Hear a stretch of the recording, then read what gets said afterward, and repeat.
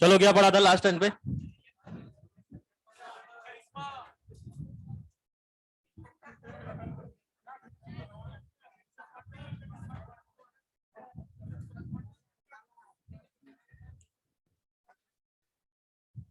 पानी के साथ रिएक्ट कौन नहीं करता? बेरिलियम। और गर्म पानी के साथ? एक्सप्लोजिवली कौन रिएक्ट करते हैं? ऑक्साइड कौन बनाते हैं? और एक्सेस ऑक्सीजन में? सुपर ऑक्साइड, नाइट्राइड,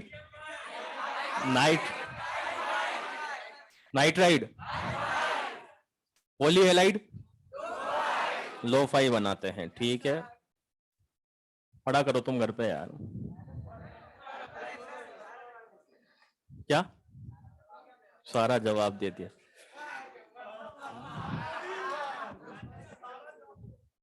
जवाब कैसे देते हो? एक मीडियम 5 बोलता है ना।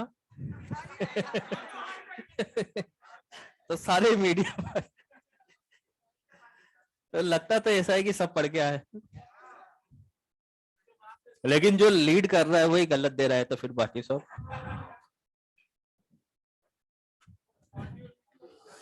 चलो आगे बढ़ते हैं। और अपन ने 4 रिएक्शन पढ़ ली थी, हेलोजन के साथ में भी पढ़ ली थी और पानी के साथ भी पढ़ ली थी।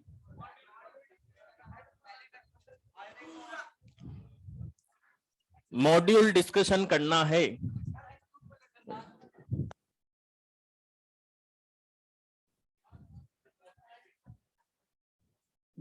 लास्ट में करेंगे, लास्ट में करेंगे मॉड्यूल डिस्कशन।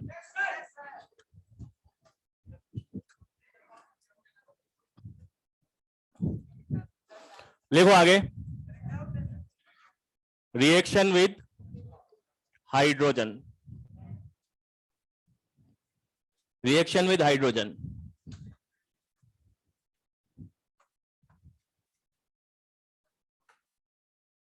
देखो बहुत सिंपल होती है हाइड्रोजन के साथ रिएक्शन, डायरेक्टली समझ लेते हैं इसको। कि जैसे ऑक्सीजन के साथ रिएक्शन करवाई तो ऑक्साइड बनवाया, नाइट्रोजन के साथ रिएक्शन करवाई तो नाइट्राइड बनवाया। इसी तरीके से हाइड्रोजन के साथ रिएक्शन करेंगे तो हाइड्राइड बनवाएंगे।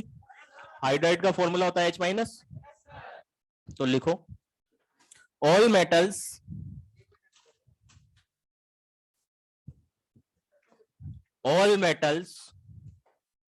react with hydrogen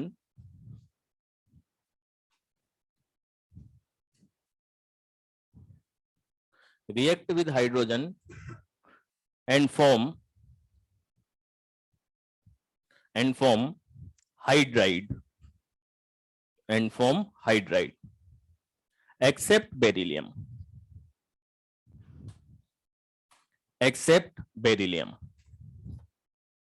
Beryllium form hydride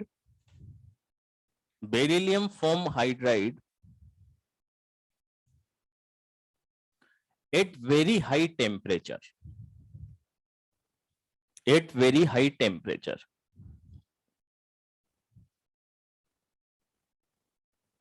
Due to very low reactivity,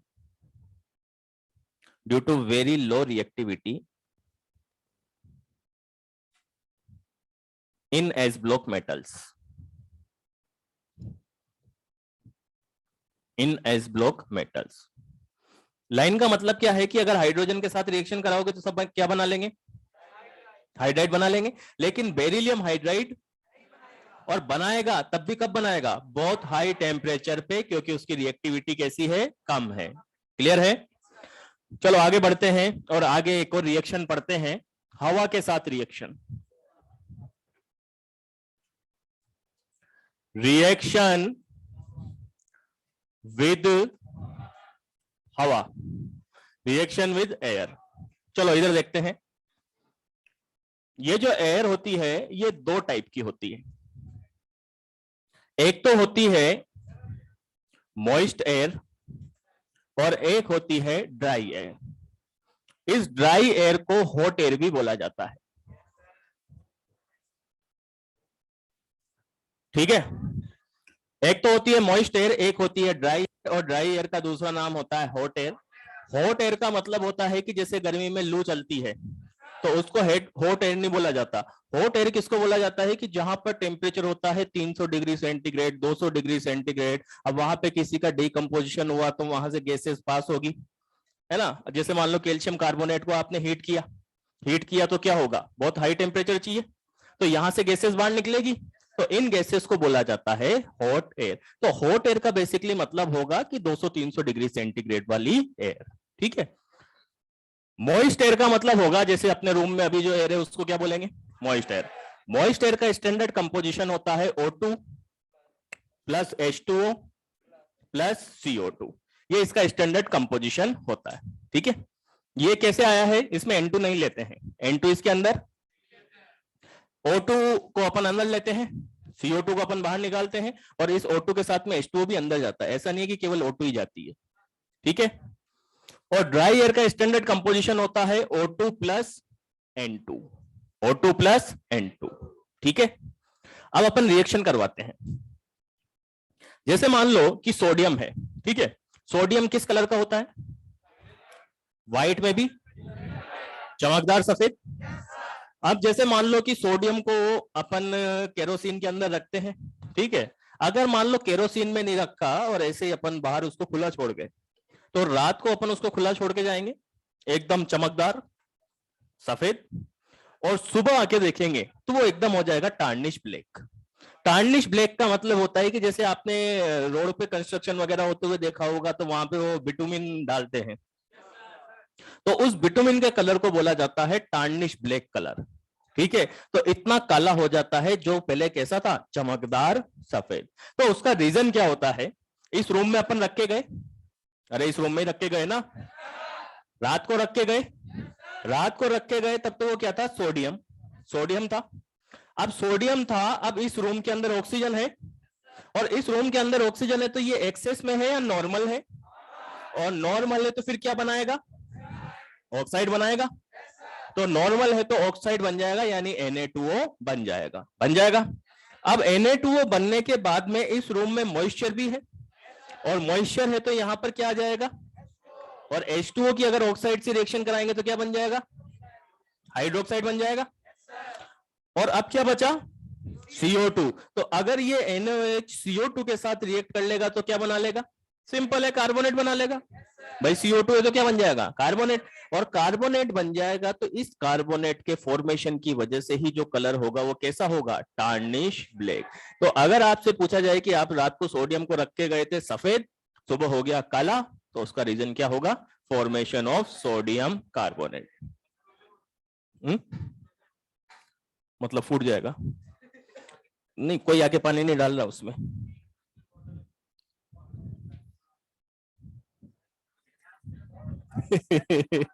sodium की अकेला साइंटिस्ट थोड़ी ना, सोडियम के ऐसे मॉइस्चर को एब्जॉर्ब कर लेगा, फूट जाएगा, ऐसे नहीं होता है। तो क्या बात कर रहा है, तू खुद ही H2O को एब्जॉर्ब नहीं कर सकता, रात भर बैठा रह जाएगा फिर भी। बात आई समझ में। तो अगर तुमसे पूछा जाए कि सोडियम की सरफेस टार्निश ब्लैक हो जाती है किसके फॉर्मेशन की वजह से, तो सोडियम कार्बोनेट के फॉर्मेशन की वजह से। ठीक है, रिएक्शन बिल्कुल सिंपल है, ऑक्सीजन से कराया ऑक्साइड बना, ऑक्साइड को पानी से करवाया हाइड्रोक्साइड बना, और हाइड्रोक्साइड की CO2 से रिएक्शन कराई तो क्या बना, Na2CO3। ठीक है। अब ड्राई एयर के साथ रिएक्शन कराते हैं, और ड्राई एयर के साथ रिएक्शन कराते हैं तो जैसे मान लो कि मैंने सोडियम की रिएक्शन कराई ड्राई एयर के साथ में, तो ड्राई एयर में एक तो होगा O2 और एक होगा N2। अच्छा, ड्राई एयर में भी नॉर्मल सप्लाई है, ऑक्सीजन की नॉर्मल सप्लाई है, तो Na क्या बना लेगा, ऑक्साइड। और अगर नाइट्रोजन से रिएक्शन कराएंगे ना, तो फर्स्ट एक ग्रुप की मेटल्स जो होती है like sodium, potassium, rubidium, caesium, ये नाइट्रोजन के साथ रिएक्ट नहीं करती है और ना ही नाइट्राइट का फॉर्मेशन करती है। लास्ट टाइम पे अपन ने लाइन लिखी थी, देखना रिएक्शन विद नाइट्रोजन में हाई फाई ही नाइट्राइट का फॉर्मेशन करती है, और फर्स्ट वाली तो बिल्कुल भी नहीं करती, लिखी थी लाइन। तो अगर सोडियम की रिएक्शन नाइट्रोजन के साथ करवाएंगे तो ये रिएक्शन ही नहीं करेगा। यानी कहने का मतलब ये हुआ कि अगर सोडियम की रिएक्शन हम हॉट एयर के साथ में या ड्राई एयर के साथ में कराएंगे तो वहां पर केवल ऑक्साइड का ही फॉर्मेशन होगा, नाइट्राइट का फॉर्मेशन नहीं होगा। बात आई समझ में? अगर मान लो कि मैंने यहां पे ले लिया लिथियम, अब लिथियम की रिएक्शन O2 के साथ करवाई, लिथियम की रिएक्शन N2 के साथ करवाई, तो O2 के साथ कराने पर ऑक्साइड बन जाएगा, और N2 के साथ कराएंगे तो क्या ये नाइट्राइट बना लेगा, और बना लेगा तो यहां पर क्या बन जाएगा, Li3n, क्योंकि Li जो है वो ऑक्साइड भी बना सकता है, नाइट्राइट भी बना सकता है। भाई जब मान लो मैंने यहां पे लिखा बेरिलियम, बेरिलियम की रिएक्शन भी अपन ने ड्राई एयर के साथ कराई, तो सबसे पहले ऑक्सीजन ले लिया और बेरिलियम के साथ में क्या ले लिया, नाइट्रोजन। अब ऑक्सीजन के साथ रिएक्शन कराएंगे तो ऑक्साइड बना लेगा, और अगर नाइट्रोजन के साथ कराएंगे तो नाइट्राइट बना लेगा। क्या बना लेगा? क्या हाई फाई है, लो फाई है? और हाई फाई है तो नाइट्राइट का फॉर्मेशन, और कर देगा तो बेरिलियम का क्या बन जाएगा यहां पर, नाइट्राइट। बात आई समझ में? कोई डाउट इसमें? ये ना डाउट, लिख लो। क्या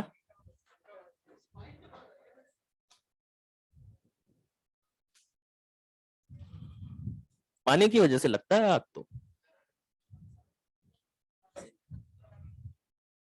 देख मैं बताता हूं तेरे को आग लगने का रीजन क्या होता है। ये सोडियम है, देखना आग कैसे लगती है। अरे इधर देख लो यार, काम की बात बता रहा हूं। ये सोडियम है और इसको पानी में डाला, ठीक है, क्या बनेगा, NaOH, और H2 गैस बाहर निकलेगी। अब ये जो H2 गैस होती है एक्सप्लोसिव। कैसी होती है? एक्सप्लोसिव। तो जितना ज्यादा अमाउंट में ये H2 गैस निकलती है उतना ही ज्यादा एक्सप्लोसिव होता है। अब अगर मान लो सोडियम की जगह मैंने सीजियम ले लिया, तो सीजियम की रिएक्टिविटी कैसी होती है, और बहुत ज्यादा होती है तो H2 के साथ में फटाफट रिएक्ट करेगा, फटाफट रिएक्ट करेगा तो सीजियम हाइड्रोक्साइड तो बन ही जाएगा, और फटाफट रिएक्ट कर रहा है तो और ज्यादा अमाउंट में क्या निकलेगी, H2। तो यहां पर जो आग लगती है वो किसकी वजह से लगती है, H2 की वजह से। तो मॉइस्चर होगा मतलब पानी होगा तो ही आग लगेगी, पानी के बिना आग नहीं लगेगी।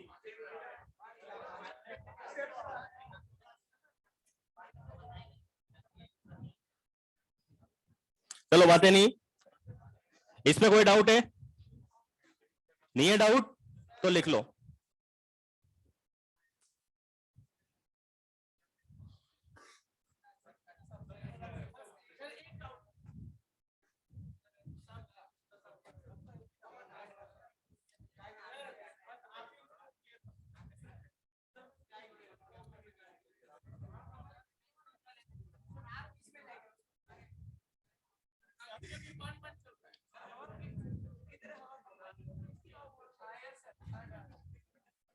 अभी करते हैं अपन इस बारे में डिस्कस लास्ट में, पहले ये लिख लो।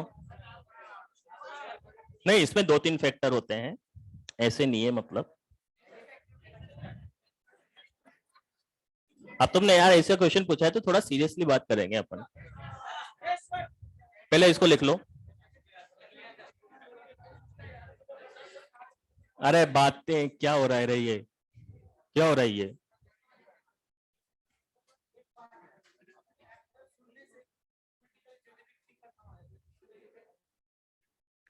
वो कुछ क्या है कि जैसे 12th के एग्जाम जैसे अभी हो गए हुए ना इस साल, अभी 12th के एग्जाम चल रहे हैं, तो वो दो चार उन बातों को साथ में रख के अपन डिस्कशन करें। तो अभी तो चुपचाप से पढ़ो।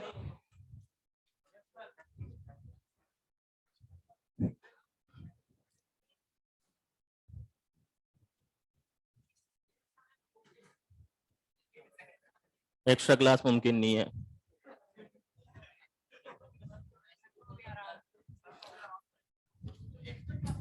मैंने आज दिन तक इतने सालों में कभी एक्स्ट्रा क्लास नहीं ली।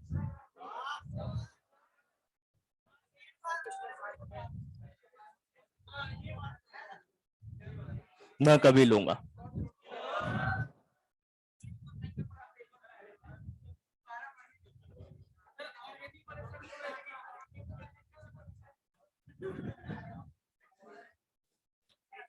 अरे बातें नहीं, इसको लिख लो रे।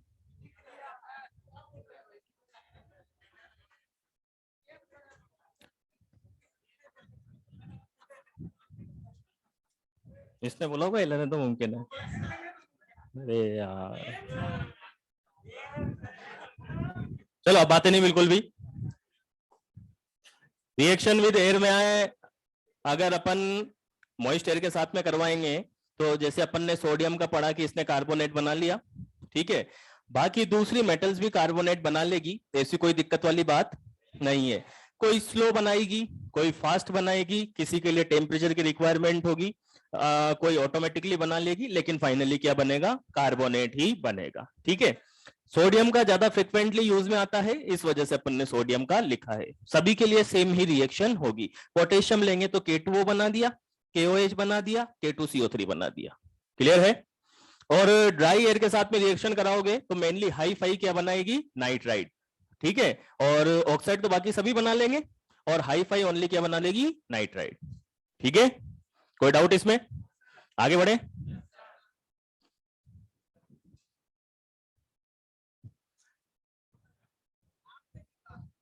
चलो आगे बढ़ते हैं।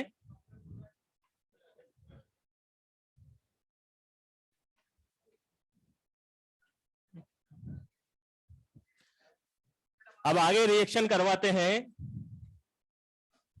अमोनिया के साथ में। इसको समझ लेना ध्यान से, ये थोड़ी सी टफ है।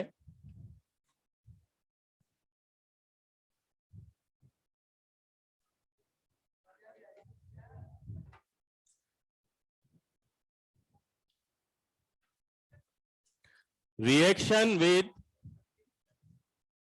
Liquid ammonia. अमोनिया के साथ में दो टाइप से रिएक्शन होती है, एक तो होती है लिक्विड अमोनिया के साथ में, एक होती है ड्राई अमोनिया के साथ में। सबसे पहले लिक्विड अमोनिया के साथ में देखते हैं कि किस तरीके से रिएक्शन होती है। लिक्विड अमोनिया मैंने यहां पर लिखा है, अगर आपसे पूछा जाए अमोनिया पोलर होगा या नॉन पोलर होगा? पोलर होगा। और अगर अमोनिया पोलर होगा तो अमोनिया पोलर होगा तो मतलब प्लस माइनस चार्ज होंगे, और प्लस माइनस चार्ज होंगे तो नाइट्रोजन के ऊपर क्या आएगा, माइनस या प्लस, और हाइड्रोजन के ऊपर। ठीक है, इस तरीके से होगा। अब अपन क्या कर रहे हैं, लिक्विड अमोनिया के साथ में रिएक्शन करा रहे हैं S block, all s block metals की। ठीक है, तो एक को देख लेते हैं, उसी की जैसी बाकी सब मेटल्स की रिएक्शन होगी। जैसे मान लो मैंने यहां पे लिखा सोडियम। ठीक है, एक बार तुमने हाइड्रेशन पढ़ा था, याद है तो? हाइड्रेशन के अंदर हमने क्या किया था, वाटर मॉलिक्यूल को ऐड किया था ना? तो ये procedure as it is hydration जैसा ही है। किसके जैसा है, हाइड्रेशन के जैसा। हाइड्रेशन के जैसा कैसा है कि जैसे सोडियम है, सोडियम को हमने लिक्विड अमोनिया के अंदर डिसोल्व किया। ठीक है, लिक्विड अमोनिया के अंदर डिसोल्व किया तो आपको मालूम है सोडियम है, सोडियम क्या होता है, मेटल या नॉन मेटल? और मेटल होता है तो मेटल की प्रॉपर्टी क्या होती है, इलेक्ट्रॉन को लूज करना। तो जैसे ही आपने सोडियम को लिक्विड अमोनिया में डिसोल्व किया, तो डिसोल्व करने के बाद में सोडियम फटाफट से इलेक्ट्रॉन को लूज कर देगा, और इलेक्ट्रॉन को लूज कर देगा तो इसके ऊपर तो आ जाएगा प्लस चार्ज, और जो इलेक्ट्रॉन लूज किया है वो आ जाएगा सॉल्यूशन के अंदर। बात आई समझ में? सोडियम को किसमें डिसोल्व किया? लिक्विड अमोनिया में। लिक्विड अमोनिया में डिसोल्व किया तो सोडियम क्या है? मेटल। और मेटल की क्या टेंडेंसी होती है? और इलेक्ट्रॉन लूज करने का मतलब ये हुआ कि जैसे ही सोडियम को लिक्विड अमोनिया में डाला, डालने पर क्या हुआ कि एक तो Na+ बन गया और वहां से इसने इलेक्ट्रॉन को लूज कर दिया। ठीक है। अब ये जो अमोनिया है ये पोलर है या नॉन पोलर है? पोलर है। और पोलर है तो इसका मतलब Na+ के साथ में आके कौन सी वाली साइड अटैच होगी? नाइट्रोजन वाली। जैसे आपने H2O के अंदर किया था तो Na+ के साथ में ऑक्सीजन वाली साइड अटैच करी थी ना। तो उस टर्म को अपन ने हाइड्रेशन बोला था। क्या बोला था? क्योंकि वहां पर जो सोलवेंट था वो कौन सा था? वाटर। यहां पर सोलवेंट कौन सा है? Ammonia, liquid ammonia. तो इस प्रोसेस को बोला जाता है अमोनिएशन। क्या बोला जाता है? अमोनिएशन का मतलब एडिशन ऑफ अमोनिया। उसका नाम था हाइड्रेशन यानी एडिशन ऑफ वाटर। तो ये अमोनिएशन है, मतलब अमोनिया को ऐड करना है। और अमोनिया को ऐड करना है तो Na+ के साथ में कौन सी वाली साइड? नाइट्रोजन वाली साइड। और नाइट्रोजन वाली साइड को इस सोडियम प्लस के साथ में अपन ने अटैच कर दिया। इलेक्ट्रॉन के ऊपर कौन सा चार्ज? और नेगेटिव चार्ज होगा तो इसके साथ में कौन सी वाली साइड? हाइड्रोजन वाली। तो हाइड्रोजन वाली साइड को इस इलेक्ट्रॉन के साथ में अटैच कर दिया। और इस प्रोसेस को हमने बोला है अमोनिएशन। क्या बोला है? अमोनिएशन। बात आई समझ में?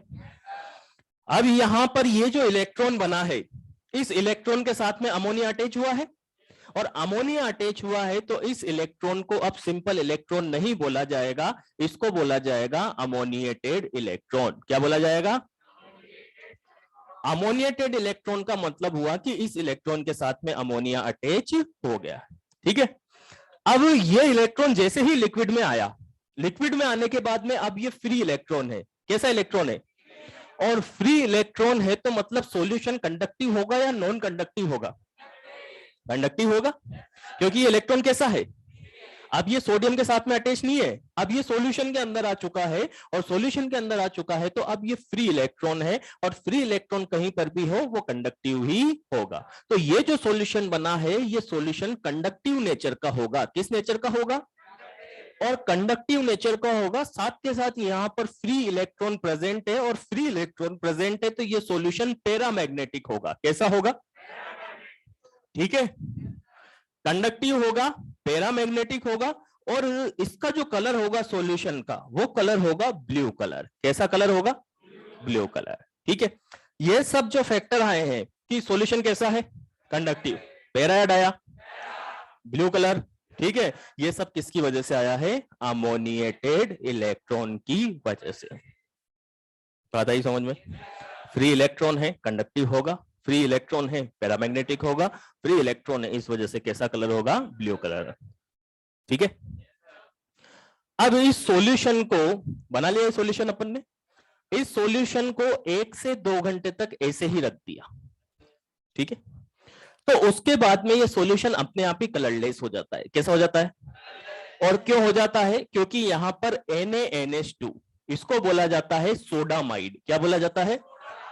यहां पर NaNH2 सॉलिड फॉर्म में होता है और इसको बोला जाता है सोडामाइड। और साथ के साथ H2 गैस रिलीज होती है।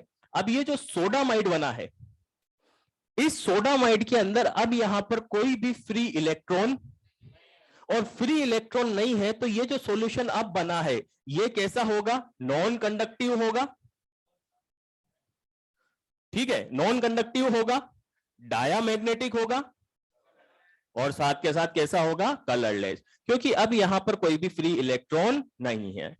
अच्छा, एक बार को ऐसा अपन सोच सकते हैं कि ये सोडामाइड कैसे बन गया। ठीक है, तो समझना बात को ध्यान से।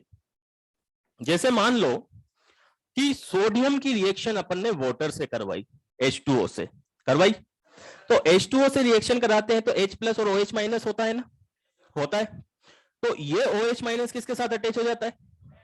और सोडियम के साथ अटैच हो जाता है। तो यहां पे क्या बन जाता है? NaOH बनता है ना।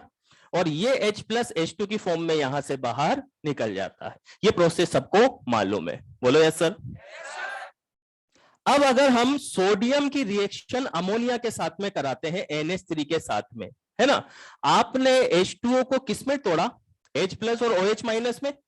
यानी एक H+ को आपने सेपरेट किया ना।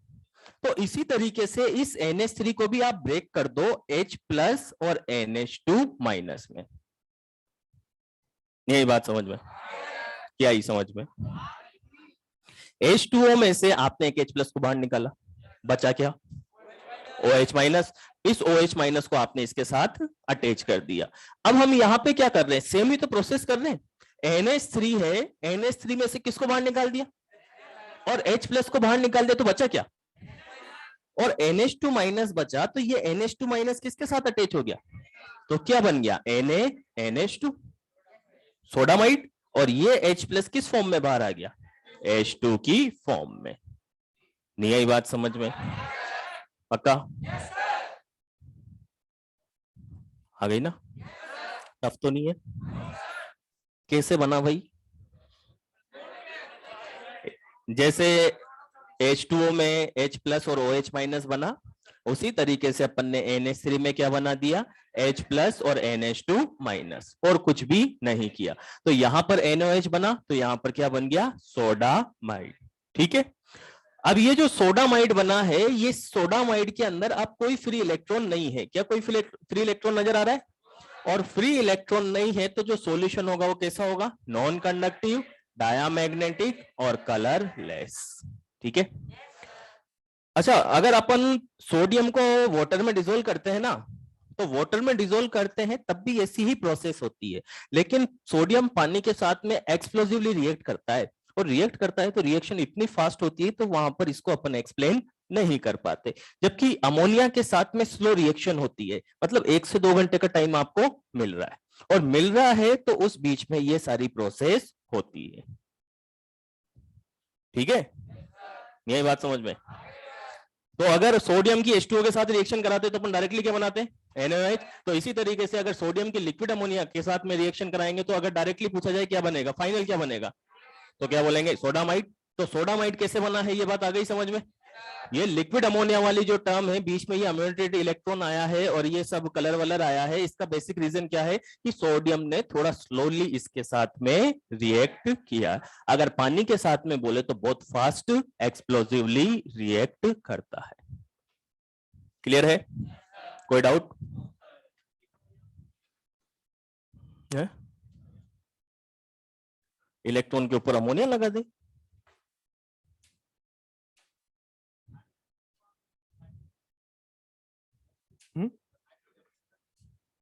ऐसे अटैच करेगा ना, प्लस चार्ज है। नेक्स्ट एक ना, ये तो अपन ने रिएक्शन देखी किसके साथ में?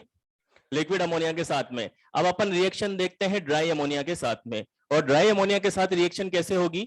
सोडियम है, बातें नहीं, और ये NH3 है, ये कैसा है? ड्राई। ठीक है। तो सोडियम की अगर ड्राई अमोनिया के साथ रिएक्शन कराएंगे तो ये बीच वाली स्टॉप जो थी, ये किसकी वजह से हुई थी? लिक्विड अमोनिया की वजह से। तो अगर सोडियम की ड्राई अमोनिया के साथ रिएक्शन कराएंगे तो डायरेक्टली क्या बन जाएगा? सोडामाइड। बीच वाली प्रोसेस नहीं होगी, तो डायरेक्टली सोडामाइड बन जाएगा और H2 गैस यहां से बाहर निकल जाएगी।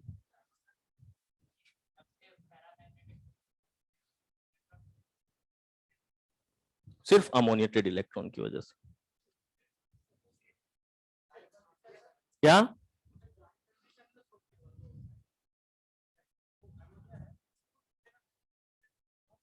वही ऐसे ही जैसे इससे होगा।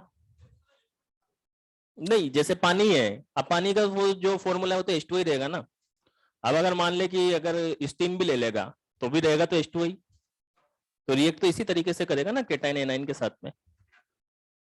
अभी ये NH3 है, ये ड्राई फॉर्म में, मतलब गैस फॉर्म में, तो रिएक्ट तो इसी टाइप से करेगा कि H प्लस और NH2 माइनस में ब्रेक हो जाएगा, तो NH2 माइनस Na प्लस के साथ ऐड हो जाएगा, तो रिएक्शन सेम ही रहेगी। इसमें किसी को कोई डाउट है? श्योर? तो लिखो। कौन सा? कौन सा इलेक्ट्रॉन? ये इलेक्ट्रॉन पे कौन सा चार्ज है? नेगेटिव, तो कौन सी वाली साइड अटैच होगी? तो वही तो किया है। तो 3 हाइड्रोजन है अमोनिया के पास, तो 3 ही अटैच करेंगे ना। अमोनिया तो पूरा ही अटैच होगा ना। 4 होते तो 4 को भी करना पड़ता। प्रॉब्लम क्या है?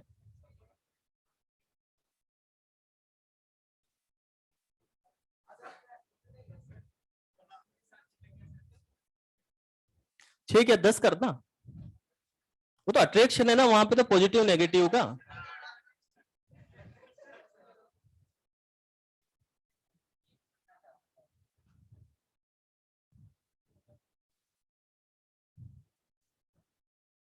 चलो लिख लिया।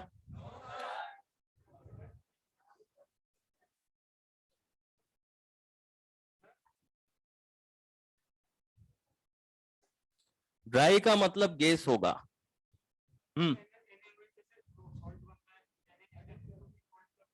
हाँ सोल्टी है।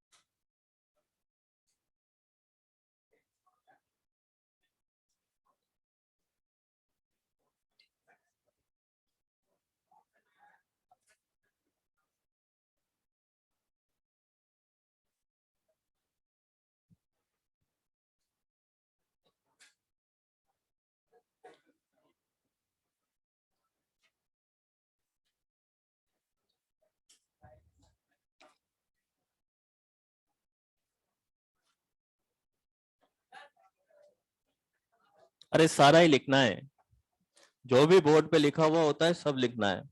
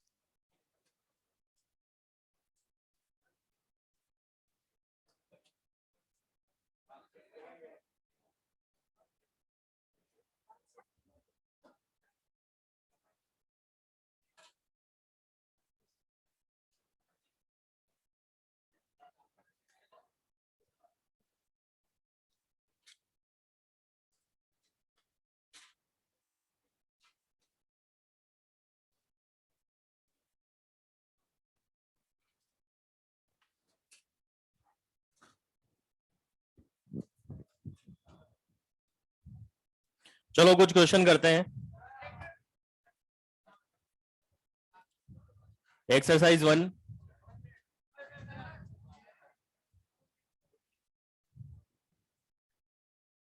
आंसर कोई नहीं बोलेगा। 1 2 3,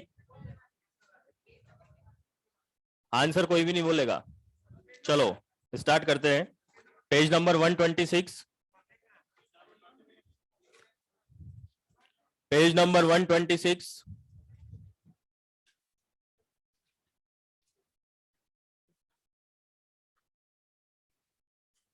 क्वेश्चन नंबर 10।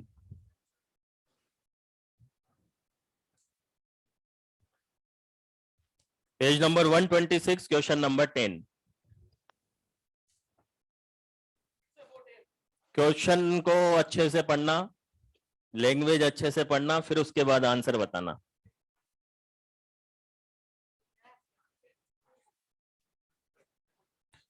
क्या आएगा फाइनली आंसर? फोर्थ आएगा।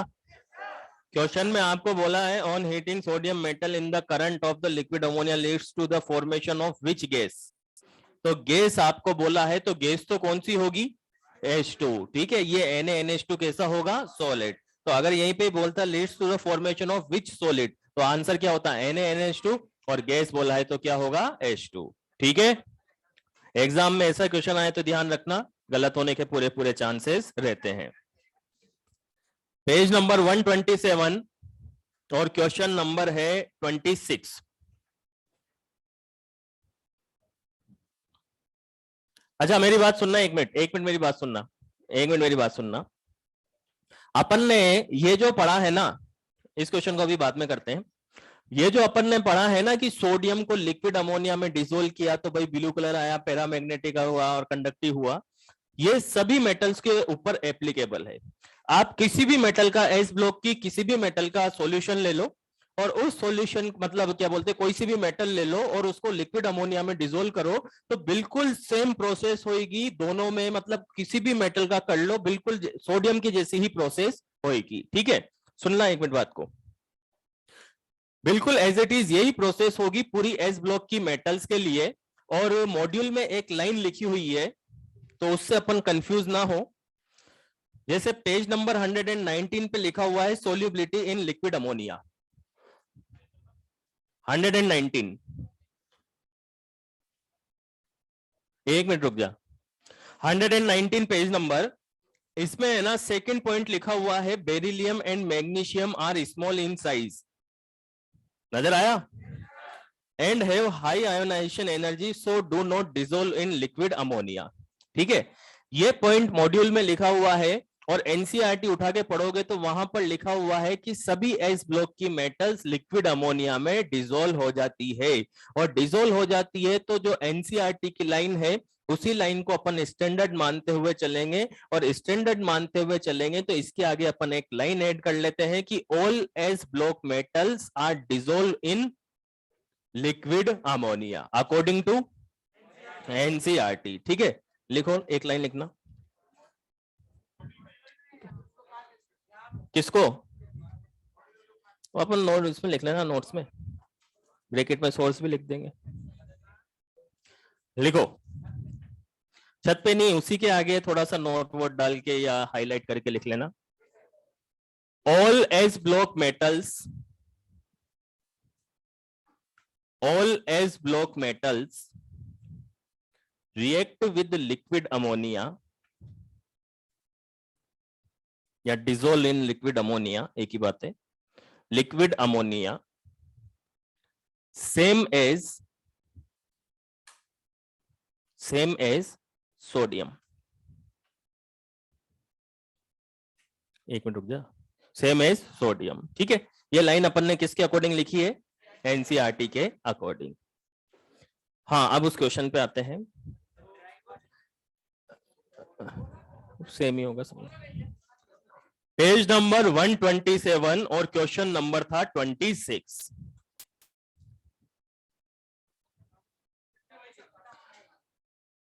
है? हाँ, लिक्विड अमोनिया ये। Which statement will be true for solution when barium is dissolved in ammonia? यही क्वेश्चन है। तो बेरियम को डिसोल्व करेंगे तब भी सेम प्रोसीजर होगा कि भाई जो सॉल्यूशन है वो कैसा हो जाएगा? ब्लू हो जाएगा, गुड कंडक्टर हो जाएगा। और सॉल्यूशन रिमेन्स कलरलेस, तो कलर आएगा ना, ब्लू कलर आएगा ना। तो आंसर क्या जाएगा इसका? Fourth, first and second. Clear है? कोई डाउट? एक मिनट, अरे बातें नहीं, हाँ बोल। रिमेन कलरलेस का मतलब क्या होगा? पहले भी कलरलेस था, अभी भी कलरलेस है। रिमेन कलरलेस वर्ड का मीनिंग समझना पड़ेगा।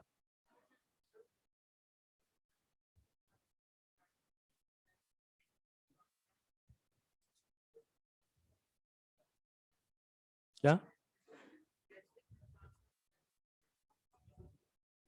क्या लिखा है? क्या लिखा है? क्या लिखा है? क्या लिखा है? हाँ, मैंने क्या लिखवा है? ऑल। फिर मैंने क्या बोला? खड़ा हो, पहले खड़ा होके बोला कर, तेज बोला कर। हाँ,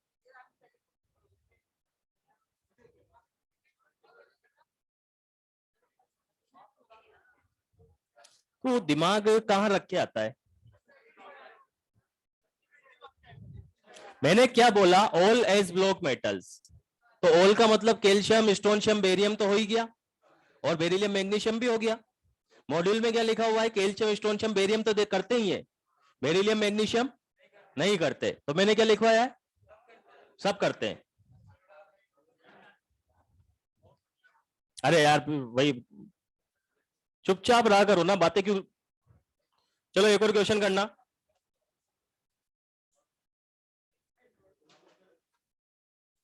क्वेश्चन नंबर 33।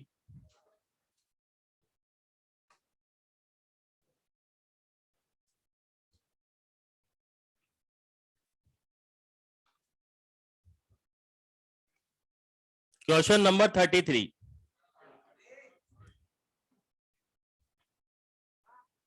एल्केली मेटल्स को लिक्विड अमोनिया में डिसोल्व करेंगे तो कौन सा ऑब्जर्वेशन रॉन्ग है? पैरामैग्नेटिक हो जाएगा, ये करेक्ट है। टर्न्स इनटू ब्लू, ब्लू में कन्वर्ट हो जाएगा। इट बिकम्स डायामैग्नेटिक, पैरामैग्नेटिक होगा ना। लिक्विड अमोनिया में डिसोल्व करेंगे तो कैसा होगा? पैरामैग्नेटिक। और सॉल्यूशंस बिकम्स कंडक्टिंग, तो कंडक्टिव सॉल्यूशन होगा। क्लियर है? पूरा कॉन्सेप्ट क्लियर है लिक्विड अमोनिया का? कोई डाउट इसमें? बात की नहीं पूछ रहा, आपने जैसे डिसोल्व किया तो क्या क्या चेंजेस होंगे, बस बहुत है। हाँ, खड़ा होके पूछ, तेज बोल थोड़ा सा। सॉल्वेटेड इलेक्ट्रॉन का मतलब यही होगा, अमोनिएटेड इलेक्ट्रॉन। सॉल्वेटेड एक कॉमन टर्म होती है, जैसे सॉल्वेशन एनर्जी बोलते हैं ना, तो वाटर लेते हैं तो हाइड्रेशन। अब सुन लेना बात, ये चक्कर चक्कर आवाज नहीं आनी चाहिए। अगर आवाज आई मैं सीधा खड़ा करके बाहर ही निकालूंगा परमानेंट ही। अब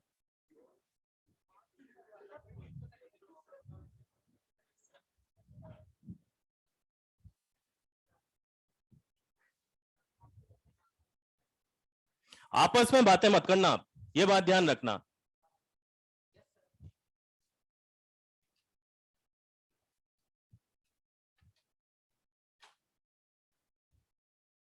क्वेश्चन डिस्कस कर रहे हैं, क्वेश्चन कर रहे हैं, तो मेरे से कर लो ना बातें जो भी करनी है। और जो मैं कह रहा हूं वो तो ध्यान से सुनो।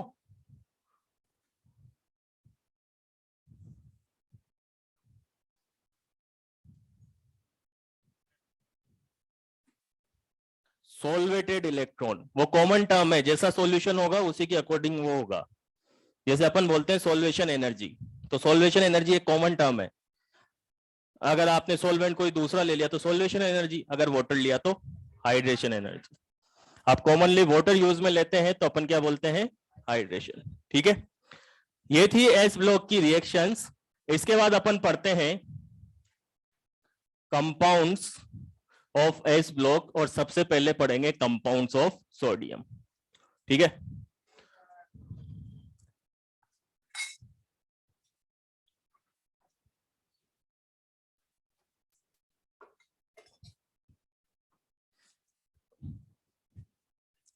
सबसे पहला कंपाउंड पढ़ते हैं सोडियम क्लोराइड। कौन कौन से कंपाउंड हो सकते हैं? NaOH, Na2CO3, NaHCO3। तो ये सभी कंपाउंड्स अपने को पढ़ने हैं, जिन कंपाउंड्स को फ्रिक्वेंटली यूज में लिया जाता है, डे टू डे लाइफ में भी और नॉर्मल वे में भी। सबसे पहले अपन पढ़ते हैं NaCl। ये NaCl कहां मिलता है? सी वाटर में या फिर सॉल्ट लेक में। ठीक है, अब बात को सुनना ध्यान से। जैसे अगर पूछा जाए कि आपको NaOH बनाना है या Na2CO3 बनाना है या सोडियम का कोई भी कंपाउंड बनाना है, तो उस कंपाउंड के लिए जो रॉ मटेरियल होगा, या आपको सोडियम ही बनाना है तो उसके लिए जो रॉ मटेरियल होगा वो रॉ मटेरियल क्या होगा? NaCl। दूसरी बात कि सोडियम कभी भी, जैसे मान लो कि सोडियम की अपन बात करें तो सोडियम इस अर्थ पे डायरेक्टली नहीं मिलता है। अपन कहीं से भी सोडियम ऑब्टेन नहीं कर सकते। सोडियम अगर मिलेगा तो किस फॉर्म में मिलेगा? NaCl की फॉर्म में। मेटल्स जो होती है ना, मेटल्स आइसोलेटेड फॉर्म में नहीं मिलती है, मेटल्स कंपाउंड की फॉर्म में ही मिलती है। तो अगर सोडियम की बात करें तो सोडियम आपको किस फॉर्म में मिलेगा? NaCl की फॉर्म में। ठीक है, तो सबसे रिच सोर्स, सबसे मेजर सोर्स सोडियम का क्या होगा? NaCl। और अगर आपको कहीं पर भी कोई भी कंपाउंड बनाना है सोडियम का, तो उसके लिए भी रॉ मटेरियल क्या होगा? Sodium chloride. ठीक है, अब ये सोडियम क्लोराइड रॉ मटेरियल होगा, और रॉ मटेरियल इसलिए होगा क्योंकि ये इस अर्थ के ऊपर भर भर के मिलता है। ये मान के चलो कि 70 to 80% तो सी है, तो उसमें पूरा का पूरा ही सोल्ट है, इतनी सारी लेग्स है ना। तो भर भर के होता है, और भर भर के होता है तो सोडियम की कहीं कोई कमी नहीं आती, सोडियम के कंपाउंड की कहीं कोई कमी नहीं आती। अब ये बेसिकली कहां मिलता है, किसमें मिला ये, सी वाटर में या सॉल्ट लेक में, ठीक है। हमारे घर में भी मिलता है और हम उसको बोलते हैं टेबल सॉल्ट। टेबल सॉल्ट का मतलब क्या होता है, जिसको टेबल पे रखा जाता है उसको बोला जाता है टेबल सॉल्ट, ठीक है। टेबल सॉल्ट का स्टैंडर्ड कंपोजिशन क्या होता है, टेबल सॉल्ट के अंदर 98.7% तो होता है NaCl, 98.7%। साथ के साथ इसके अंदर आयोडीन तो होता है, MgCl2, CaCl2, LiCl, इनकी इंप्यूरिटीज भी मिलती है, ठीक है। अब इनकी इंप्यूरिटीज मिलती है तो जैसे अपन नमक लेके आते हैं, जैसे मान लो अपन तो क्या लेके आते हैं, सी वाटर से नमक आता है, सॉल्ट आता है। अब सी वाटर से सॉल्ट आता है तो उस सॉल्ट में ये तो NaCl होगा और ये इंप्यूरिटी साथ के साथ ही आती है। अब साथ के साथ ये इंप्यूरिटी आती है तो जैसे मैग्नीशियम की बॉडी को जरूरत होती है, कैल्शियम की जरूरत होती है, तो थोड़े थोड़े अमाउंट में अगर ये भी बॉडी को मिल जाते हैं तो अच्छी बात है, तो अच्छी बात है। तो इस इंप्योरिटी को भी साथ में ही ले लिया जाता है, इसका कोई नुकसान नहीं होता है। अगर इसको आप रिमूव करोगे तो जो सोल्ट है उसकी कॉस्ट बढ़ जाती है। अब जैसे मान लो आप 10 रुपए किलो नमक लेके आ रहे हो, अगर इनको आप रिमूव कर दोगे तो उस सोल्ट की जो कॉस्ट है वो 20-30 रुपीज ऐसे आ जाएगी, ऐसे आ जाएगी, तो फिर कोई भी उस सोल्ट को नहीं खरीदेगा, तो ये इंप्योरिटीज उसी के साथ में आएगी, ठीक है। दूसरी बात कि तुमने देखा होगा कि बारिश के दिनों में नमक जम जाता है, फिर अगर सब्जी में डालना होता है तो उसको ऐसे ठोक ठोक के सब्जी में डालते हैं, और सब्जी में डालते हैं तो ऐसे ठोक ठोक के डालते हैं, मतलब नमक जम गया, यानी उसने वाटर को क्या किया, मॉइस्चर को क्या किया, एब्जॉर्ब किया। और मॉइस्चर को एब्जॉर्ब किया तो मॉइस्चर को कैसे एब्जॉर्ब किया, तो सुनना ध्यान से, ये MgCl2, CaCl2, LiCl, ये सब हाइग्रोस्कोपिक नेचर के होते हैं। किस नेचर के होते हैं, और हाइग्रोस्कोपिक नेचर का मतलब होता है एनवायरनमेंट से मॉइस्चर को एब्जॉर्ब करना, ठीक है। तो मॉइस्चर को एब्जॉर्ब कौन करते हैं, मॉइस्चर को एब्जॉर्ब NaCl नहीं करता, impurities like MgCl2, CaCl2, LiCl, ये मॉइस्चर को एब्जॉर्ब करते हैं, और मॉइस्चर को एब्जॉर्ब करते हैं तो इनकी वजह से ही नमक क्या हो जाता है, बारिश के दिनों में जम जाता है। तो ये स्टैंडर्ड कंपोजिशन होता है टेबल सॉल्ट का। इसके अलावा अगर आयोडीन की कमी है तो आयोडीन वगैरह जो भी आपको मिलाना है उसके अंदर मिला लो, बाकी स्टैंडर्ड कंपोजिशन यही रहेगा, ठीक है। नमक क्यों जमता है, MgCl2, CaCl2 के हाइग्रोस्कोपिक नेचर की वजह से। इनके बारे में थोड़ा सा अभी अपन आगे पढ़ेंगे कि हाइग्रोस्कोपिक नेचर क्यों शो करते हैं। अभी के लिए बस इतना सा है कि हाइग्रोस्कोपिक नेचर शो करते हैं, ठीक है। चलो, ये तो फर्स्ट कंपाउंड अपन ने देखा टेबल सॉल्ट, ठीक है। सेकेंड कंपाउंड अपन देखते हैं NaOH, और इस NaOH को बोला जाता है कॉस्टिक सोडा, ठीक है। सबसे पहले मुझे ये बताओ कि इस NaOH को बनाए कैसे,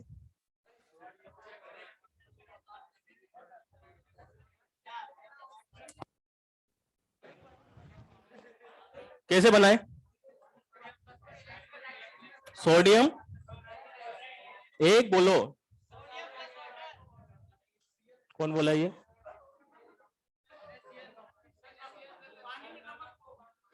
पानी में नमक को बोल दे, NaCl के अंदर H2O, मतलब H2O के अंदर NaCl मिला दे। अगर इसको मिलाओगे तो कैसे बनेगा, यहां पर तो Na+ होगा, दूसरा Cl- होगा ना, तो इसके साथ तो वाटर अटैच हो जाता है ना, हाइड्रेशन हो जाता है ना, और हाइड्रेशन हो जाता है तो फिर कैसे बनाओगे,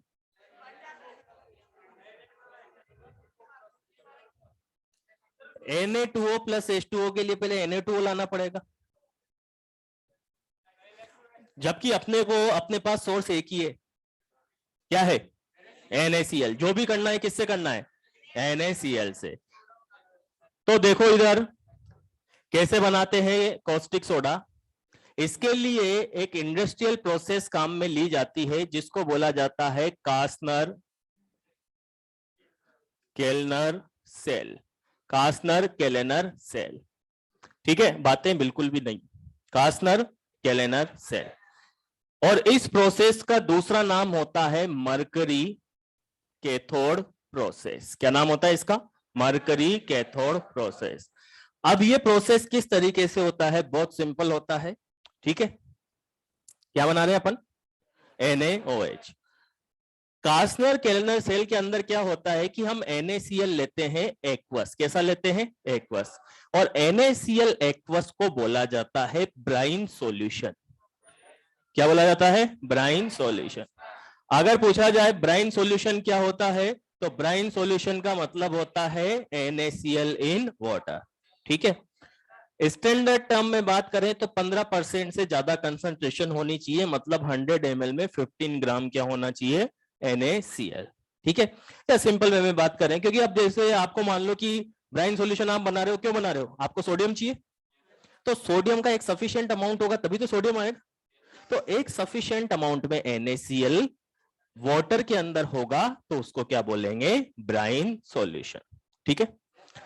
तो एक कंटेनर में पानी के अंदर NaCl को अपन ने डिसोल्व कर दिया। डिसोल्व करने के बाद में उसमें लगा दिए इलेक्ट्रोड। क्या लगा दिए? इलेक्ट्रोड लगाया, तो एक इलेक्ट्रोड के अंदर एक तो होगा कैथोड और एक होगा एनोड, ठीक है। कैथोड पे कैटाइन डिपॉजिट होगा, एनोड पे एनाइन डिपॉजिट होगा। कैथोड C से स्टार्ट हो रहा है मतलब कैटाइन, एनोड A से स्टार्ट हो रहा है मतलब एनाइन। तेरे को डाउट था ना इसमें? कैथोड किससे स्टार्ट हो रहा है? हाँ तो ये तो बता रहा हूं मैं। कैथोड C से स्टार्ट हो रहा है तो कैटाइन डिपॉजिट होगा, एनोड A से स्टार्ट हो रहा है तो एनाइन डिपॉजिट होगा, ठीक है। अब NaCl के अंदर कैटाइन कौन है? जिसके ऊपर प्लस चार्ज होगा, और एनोड पे Cl माइनस डिपॉजिट होगा, ठीक है। कैथोड पे रिएक्शन कैसे होती है कि ये Na+1 इलेक्ट्रॉन को गेन करके Na में कन्वर्ट हो जाता है, और ये Cl माइनस जो होता है, ये Cl माइनस इलेक्ट्रॉन लूज करके Cl2 में कन्वर्ट हो जाता है।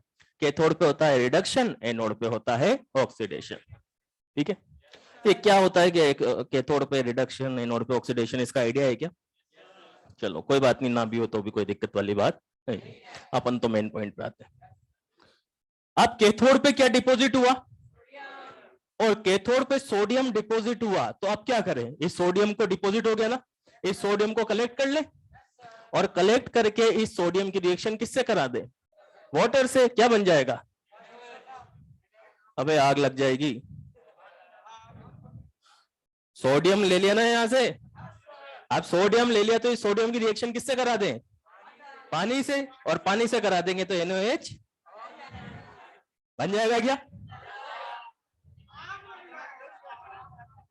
आग लग जाएगी। और आग लग, एक मिनट में बता रहा हूं ना, ये भी तो मैंने ही बताया ना अभी कि आग लग जाएगी। आगे भी मैं बता रहा हूं ना, रुक तो जा थोड़ा सा। इधर देखो, अब सोडियम को अगर अपन डायरेक्ट पानी से रिएक्शन करा देंगे, अपना टारगेट क्या है? NaOH बनाना। सोडियम हमने बना लिया, सोडियम कैथोड पर आ गया। अब आने के बाद में इस सोडियम से NaOH कैसे बनाए, ये सबसे बड़ा टास्क है। अगर आपने इसकी पानी के साथ रिएक्शन करा दी, जैसा कि आपको मालूम है, तो NaOH प्लस H2 बन जाएगा। बनने में तो बन जाएगा, लेकिन आग लग जाएगी, तो आग लग जाएगी तो पूरा का पूरा प्लांट ही क्या हो जाएगा? खत्म हो जाएगा।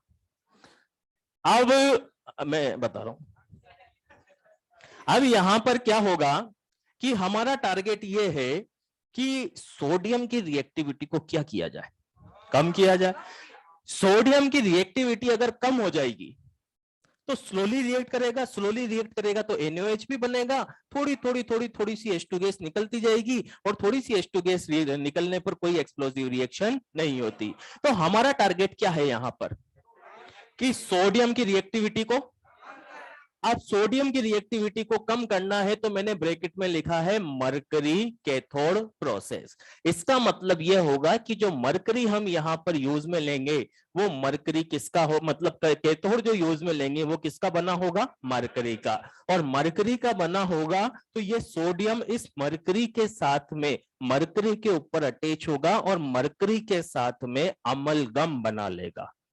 क्या बना लेगा, और अमलगम बना लेगा। तो अमलगम बनाने पर क्या होगा, अमलगम बनाने पर यह होगा कि जैसे सोडियम है, ये सोडियम किसके ऊपर डिपॉजिट हुआ है, कैथोड पे। और कैथोड किसका बना है, अब मरकरी का कैथोड बनाए तो सोडियम मरकरी के कैथोड पे डिपॉजिट हुआ, डिपॉजिट हुआ तो वो मरकरी का कैथोड क्या है कि सोडियम को चारों तरफ से कवर कर लेगा, चारों तरफ से उसको कवर कर लेगा। तो कवर करने के बाद में क्या होगा कि सोडियम की अगर हम वाटर से रिएक्शन भी करवा देंगे ना, तो रिएक्शन कराने पर मरकरी ने उसको चारों तरफ से कवर किया हुआ है तो उसका बहुत कम सरफेस एरिया डायरेक्टली वाटर के कॉन्टेक्ट में आएगा। और रिएक्टिविटी रिएक्टिविटी डिपेंड करती है सरफेस एरिया के ऊपर। किसके ऊपर डिपेंड करती है, जितना ज्यादा सरफेस एरिया कांटेक्ट में आएगा उतना ही एक्सप्लोसिव रिएक्शन होगी। पेट्रोल की एक बूंद डालो और ऐसे पेट्रोल को फैला दो, कौन ज्यादा एक्सप्लोसिव, पहला वाला। अगर एक बूंद आपने डाली उसके ऊपर माचिस लगाई, कोई प्रॉब्लम नहीं है, कोई प्रॉब्लम नहीं है। बात आ रही है समझ में। तो यहां पर हमारा काम क्या है, हमारा काम है सोडियम की रिएक्टिविटी को, और सोडियम की रिएक्टिविटी को कम करने के लिए हमने क्या यूज में लिया, मरकरी का कैथोड। क्योंकि मरकरी के साथ में सोडियम क्या बना लेता है, और अमलगम बनाने का मतलब यह हुआ कि उस मरकरी ने इसकी सरफेस को चारों तरफ से क्या किया, कवर कर लिया, कवर कर लिया। तो अब अगर इसको पानी में डाल देंगे तो इसका सरफेस एरिया कम कांटेक्ट में आएगा, और सरफेस एरिया कम कांटेक्ट में आएगा तो रिएक्टिविटी कम होगी, और रिएक्टिविटी कम होगी तो हमें यही तो करना था। तो अब यहां पर अमलगम बनने के बाद में इस अमलगम को डिसोल्व करेंगे वाटर में। तो रिएक्शन कैसी होगी, बहुत ही स्लो होगी, और स्लो होने के बाद में हमें क्या मिल जाएगा, NaOH प्लस H2 गैस बाहर निकल जाएगी, और ये मरकरी वापस से रिसाइकल होके इस प्रोसेस में काम में आ जाएगा। क्लियर है, कोई डाउट इसमें, श्योर। क्यों लिया है मरकरी का कैथोड, रिएक्टिविटी को कम करने के लिए। ठीक है, तो लिख लो फिर।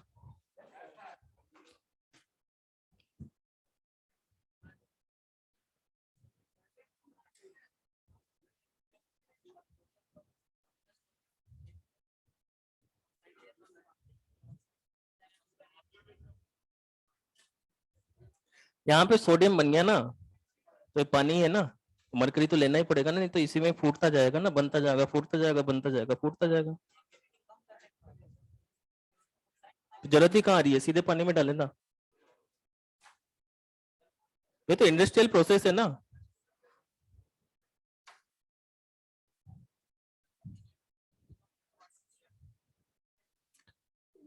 उसके लिए भी सोडियम बनाना पड़ेगा, Na2 डायरेक्टली थोड़ी ना मिलेगा।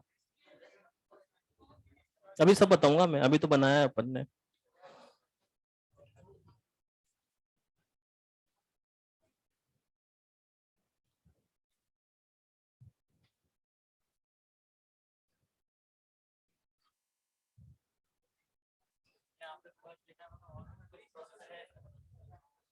है ना, इंडस्ट्रियल प्रोसेस है ये।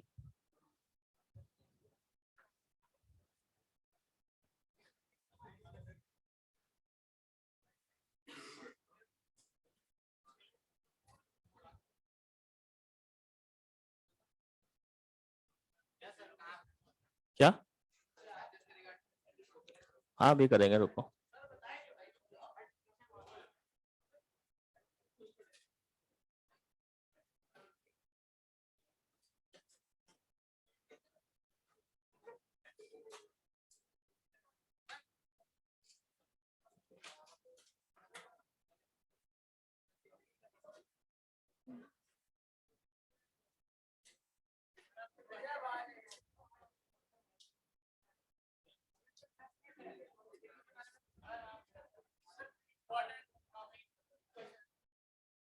पहले इसको लिख लो।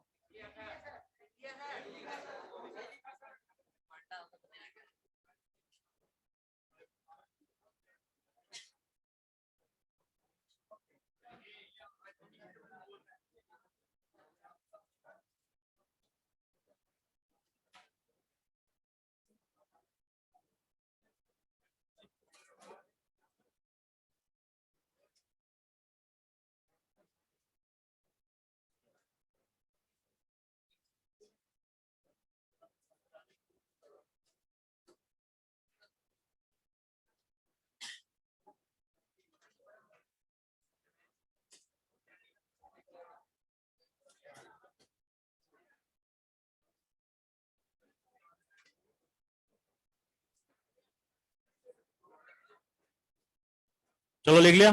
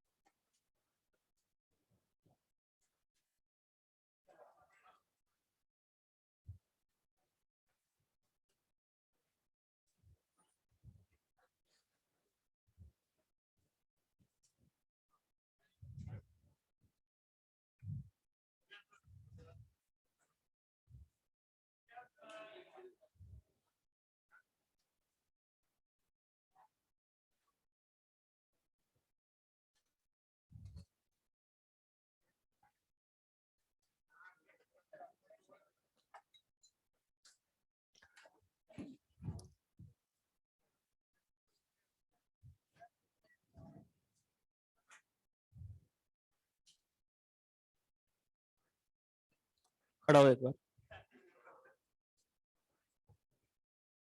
हाँ, अब पूछ, थोड़ा तेज बोलना, डाउट। हाँ थोड़ा तेज बोलना, सबको सुनाई दे। एक मिनट सब चुप रहे ना।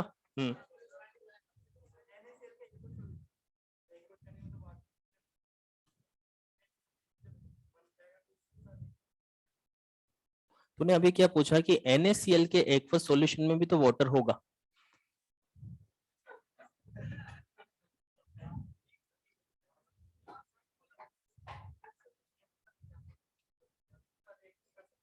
किसके साथ? Na किसके साथ अटैच हो रहा है?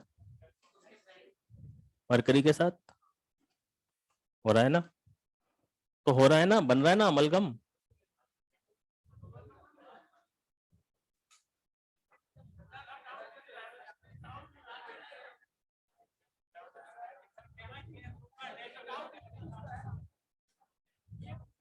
क्या?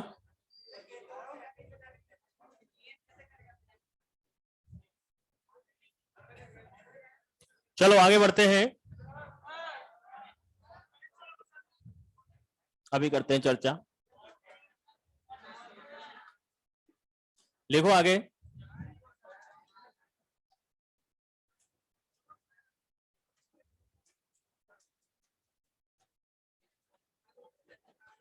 ये लिख लिया।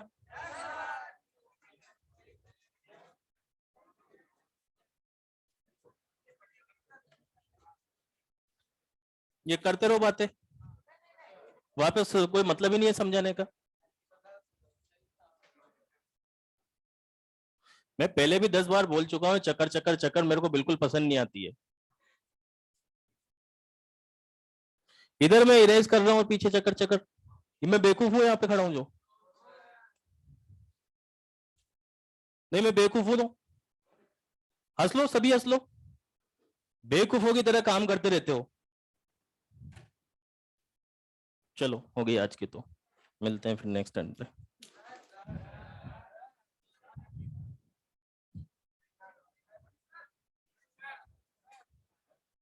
चलो नेक्स्ट टर्न पे कंटिन्यू करते हैं।